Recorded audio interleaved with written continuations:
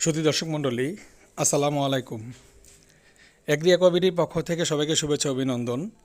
আমরা যারা জলজ বাগান করি তারা সবাই অবগত আছি যে আমাদের জলজ গাছে, বিশেষত শাপলাপদ্ম গাছে প্রতি মাসেই বা একটি নির্দিষ্ট সময় পর পর সার প্রয়োগ করতে হয়। অনেক নতুন বাগানই আমাদেরকে নক করে থাকেন যে আসলে জলজ গাছে কী ধরনের সার ব্যবহার করব বা কখন ব্যবহার করব বা কীভাবে ব্যবহার করব। তো তারই প্রেক্ষিতে আমাদের আজকের ভিডিওটি তৈরি করা। ভিডিওর কনসেপ্টটা হচ্ছে তিনটি। একটি হচ্ছে যে আপনি কেন সার ব্যবহার করবেন, কিভাবে সার ব্যবহার করবেন এবং কখন সার ব্যবহার করবেন। তো ভিডিওতে আমরা 16 লিটারের পাত্রে বোলে লাগানো একটি ট্রপিক্যাল শাপলা গাছ আমরা এখন তুলেছি। এটাতে আমরা সার প্রয়োগ করব। আমরা সারটা প্রয়োগ করব এই জন্য যে আমরা যারা বাসা বাড়িতে বা ছাদে বা ছোট পরিসরে জলজ বাগান করি, আমাদের মিডিয়াটা থাকে অল্প, কৃত্রিমভাবে আমাদের চাষ করতে হয়। সেক্ষেত্রে গাছের গ্রোথ ঠিক রাখার জন্য, ফুল বেশি পাওয়ার জন্য আমাদেরকে প্রতি মাসেই বা একটা নির্দিষ্ট সময় পরপর খাদ্য দেওয়া লাগে। যদি আমরা খাদ্য না দিই গাছের গ্রোথ কমে যাবে, ইভেন গাছটি মরে যেতে পারে। আর আমাদের দেশের আবহাওয়ায় জলজ গাছের সিজন হচ্ছে মার্চ থেকে অক্টোবর। সেই জন্য আমরা মার্চ থেকে অক্টোবর পর্যন্ত প্রতি মাসে 30 দিন পর পর শাপলাপদ্ম গাছে আমরা ট্যাবলেট সার প্রয়োগ করব। আর যেগুলি 12 মাসি জাত, ওইগুলোর ক্ষেত্রে আমরা শীতের মধ্যে 1.5 মাস পর পর সারটা প্রয়োগ করব।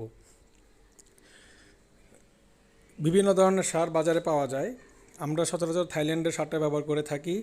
এটার বিশেষত্ব হচ্ছে এটি জলজ গাছের জন্য বিশেষভাবে তৈরি এবং এর ব্যবহারে মাছের কোনো ক্ষতি হয় না।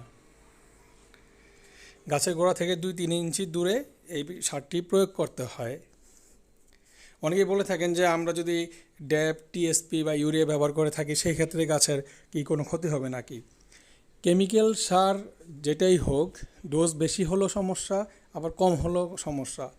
তো সেই ক্ষেত্রে দেখা যায় এই সারটি আমরা বেশি প্রেফার করে থাকি। দেখুন আমরা কিভাবে সারটি ব্যবহার করব। এই সারটি হচ্ছে সাদা রঙের 5 টাকা কয়েনের সাইজের একটি সার। এই সারটিকে আমরা কাগজ দিয়ে মুড়িয়ে গাছের গোড়া থেকে 2-3 ইঞ্চি দূরে মাটি বুড়ো আঙুল দিয়ে গর্ত করে বা আলতোভাবে চাপিয়ে আমরা সেখানে পুঁতে দিব। অবশ্যই গাছের গোড়া থেকে 2-3 ইঞ্চি দূরে দিব শাপলা গাছের, যাতে তা গোড়ার কাছে না যায় এবং গোড়াতে সামনে দেওয়া যাবে না, তাহলে গাছটি মারা যেতে পারবে আর গাছের সমস্যা হতে পারে। এভাবে পুঁতে দিয়ে আমরা মাটি চাপা দিয়ে দিব যাতে সারটি বের হয়ে না আসে।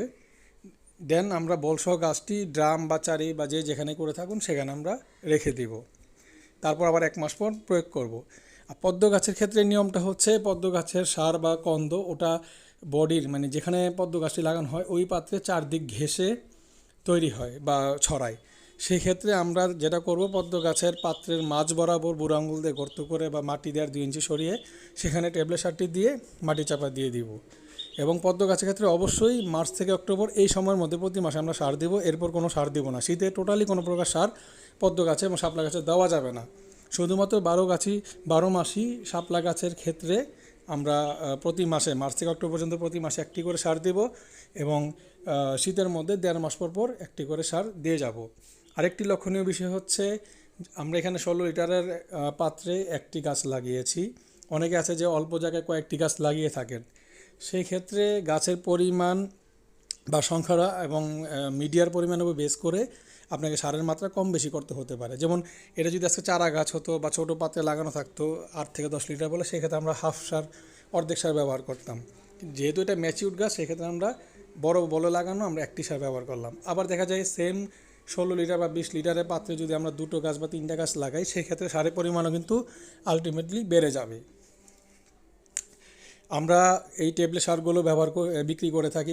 নিজেদের জলজ বাগানে তো অবশ্যই ব্যবহার করি, আমরা বিক্রিও করে থাকি। কেউ নিতে চাইলে আমাদের ফেসবুক পেজ এগ্রি অ্যাকোয়াবিডির মেসেঞ্জারে নক করতে পারেন অথবা আমাদের কন্ট্যাক্ট নাম্বার 01715256077 নম্বরে কল করে জেনে নিতে পারেন। আমাদের ইউটিউব চ্যানেল এগ্রি অ্যাকোয়াবিডি, প্লিজ চ্যানেলটি সাবস্ক্রাইব করবেন। ভিডিওটি ভালো লাগলে শেয়ার করবেন বেশি বেশি করে। তারপর যদি কারো কোনো কিছু জানার থাকে নির্দ্বিধায় আমাদের নক করতে পারেন। আমরা ইনশাল্লাহ আমাদের অভিজ্ঞতার আলোকে সমাধান দেওয়ার চেষ্টা করব। সবাই ভালো থাকুন, সুস্থ থাকুন এই কামনায়। আল্লাহ হাফেজ। আসসালামু আলাইকুম ওয়া রাহমাতুল্লাহি ওয়া বারাকাতুহু।